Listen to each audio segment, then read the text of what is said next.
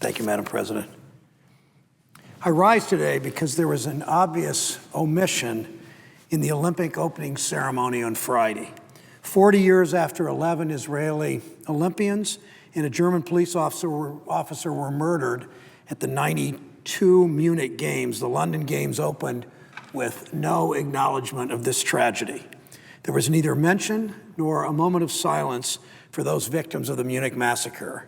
40 years ago on September 4th, 5 Palestinians stormed the apartments of the Israeli national team in the Olympic Village and murdered 11 Israeli team members.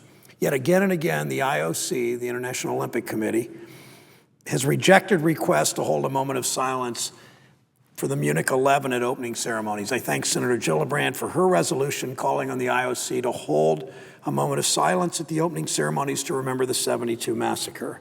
I remind the IOC that it's not too late. We can still pay tribute to these Olympians. They were not random victims. They were targeted because of the country they represented and the beliefs they held.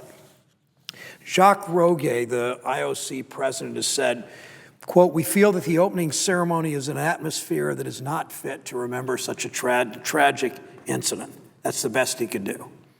On the 40th anniversary, I can't think of a more appropriate moment to remember and honor these Olympians. The Munich Massacre is part of the Olympic story. We can't erase it. We shouldn't overlook it. After all, we know what happens when we avoid the past, and of course, we cannot afford to repeat it. I ask that we all do everything we can to convince the IOC to step up and do the right thing. Let me tell you why this especially matters for people in Ohio, in my home state, in greater Cleveland, the part of Ohio which I call home.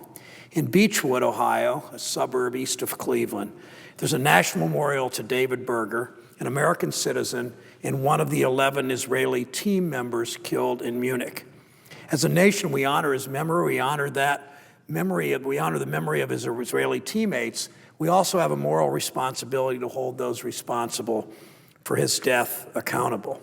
Holding those responsible includes those who supported and financed the terrorists who perpetrated these actions. We had the chance to hold Libya accountable, yet during negotiations that led to the 2008 U.S.-Libya claims settlement agreement, Mr. Berger was not included despite widely accepted evidence that Libya played an important role in the massacre.